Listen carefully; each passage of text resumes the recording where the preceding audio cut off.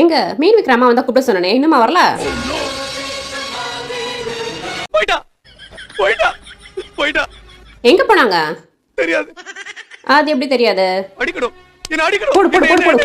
ஒரு வேலை ஒழுங்கா செய்யுது. அடிக்கணும். தெரியாத நம்ம பண்ணிட்டேன். பண்றதெல்லாம் பண்ணிட்டுன்னு சொல்லிடுவீங்க. அவ அவ அடிக்கடி ஒரு சொல்லுவா. அடிக்கடி என்ன எப்போதும் மீன் மீன் தான் சொல்லுவாங்க. அப்ப புரியல, இப்ப புரியுது, இப்ப புரியுது.